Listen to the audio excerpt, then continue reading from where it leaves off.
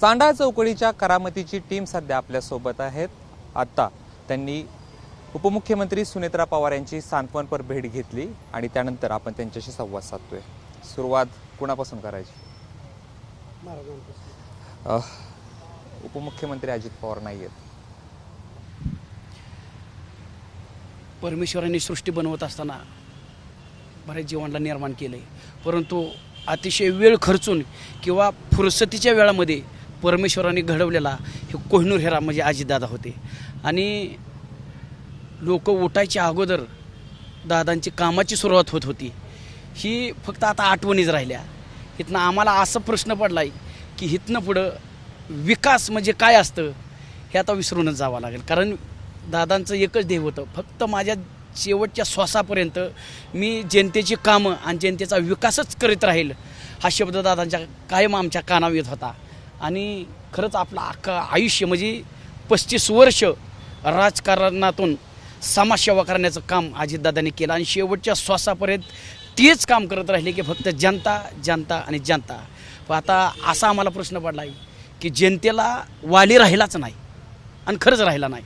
आणि आम्ही ज्यावेळेस बाहेर जातो ना तेव्हा बारामतीचं महत्त्व कळतं की आम्ही प्रत्येक गावातल्या लोकांना सांगतो, तुम्हाला जर परदेशात जाणं जमलं नाही ना, दुबईला किंवा अमेरिकेला कुठं जायला जमलं नाही ना, आणि ती जर काय कसं असेल दुबई किंवा बाहेरचं आउट ऑफ कंट्री कशी असेल ती बघायची असेल तर तुम्ही बारामतीत या, तुम्हाला बाहेरच्या देशाचं दर्शन घडल्याशिवाय राहणार नाही।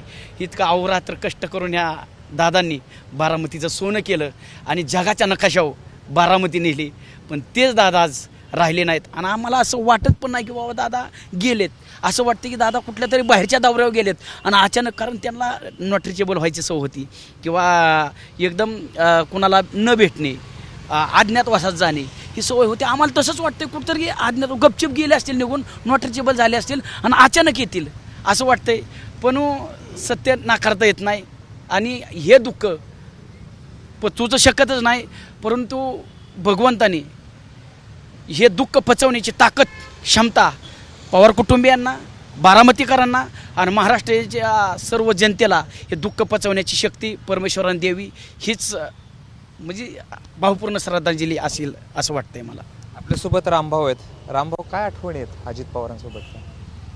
अजितदादांचा आणि आमचा फार स्नेह, ते ह्याच्यासाठी एक कलेला दाद देणारा कलाकार, म्हणजे पथनाट्याच्या माध्यमातून निर्मल ग्राम, पर्यावरण, तंटामुक्त गाव, व्यसनमुक्ती असे विविध कार्यक्रम आम्ही 98-99 पासून करायचो।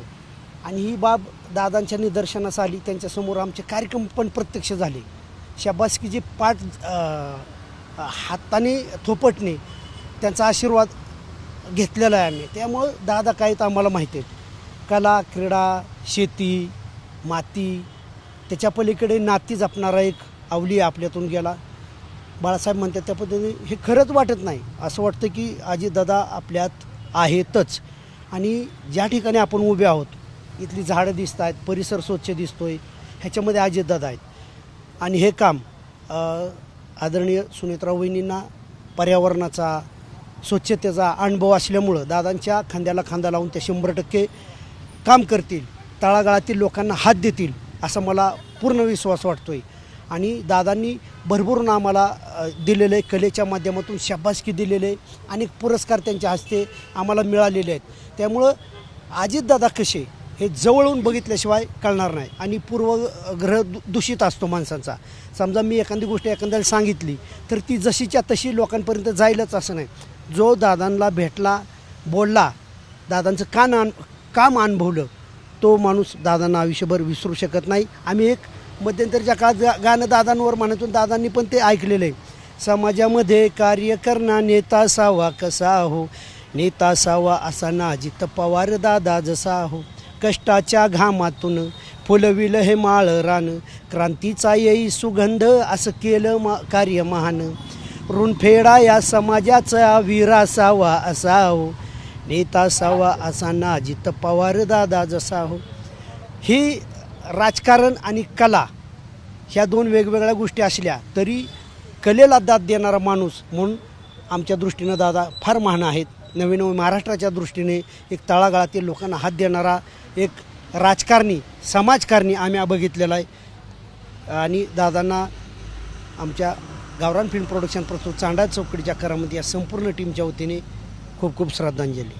सुनेत्रा पवारांना ज्यावेळेस भेटला तुम्ही त्यावेळेस रामभाऊ भावनांचा बांध फुटला होता रामभावांचा.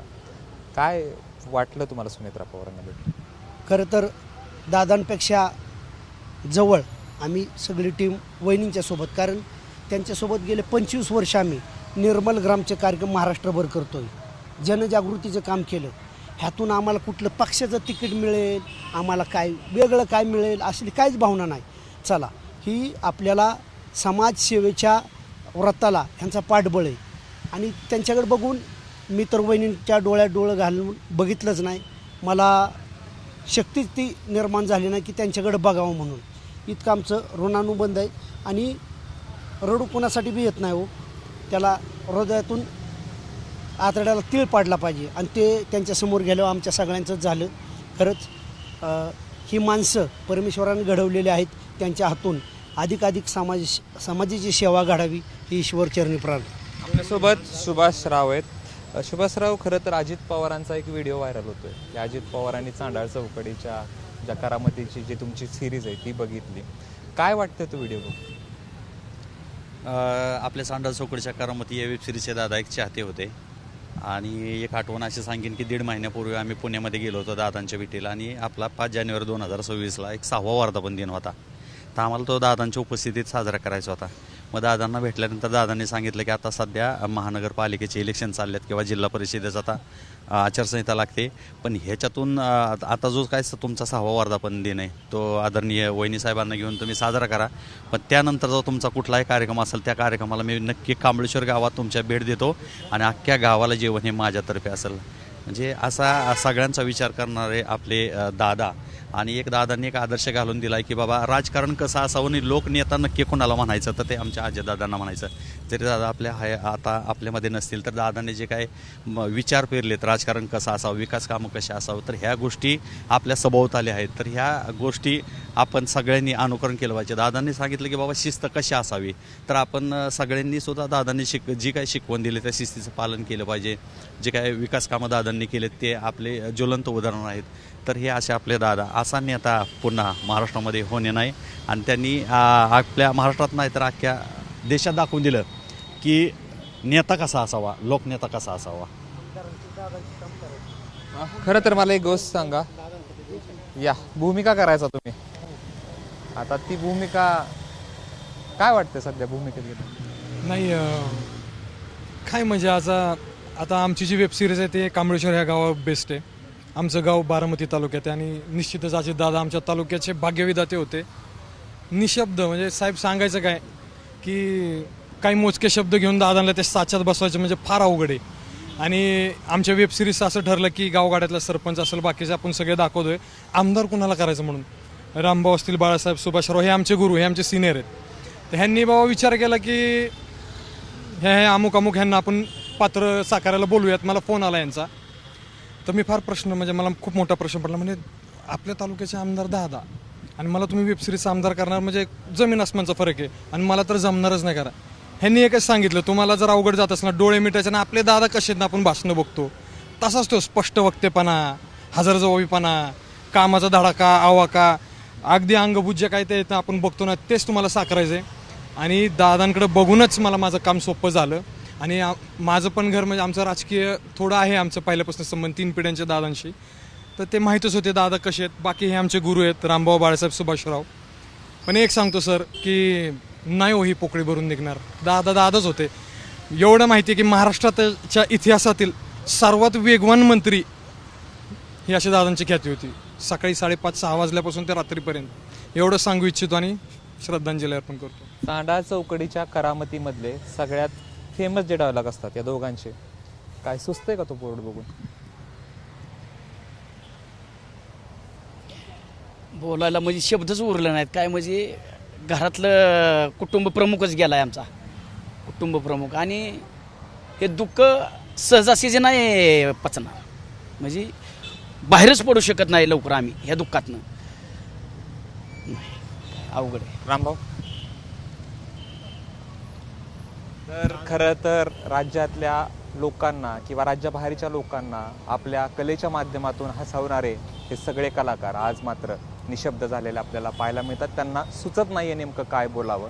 हीच तर खरी अजित पवारांची ताकद होती आणि त्यांच्यावर प्रेम करणारे ही लोक आता कशा पद्धतीनं हा जो संपूर्ण प्रवास होता त्यांच्या करामती, चांडा चौकडीच्या करामतीचा, हा त्यांनी शब्दात त्यांच्या अनुभवला. कॅमेरा पर्सन अमोल गवायसह जयदीप भगत, एबीपी माझा, बारामती. एबीपी माझा, उघडा डोळे बघा नीट.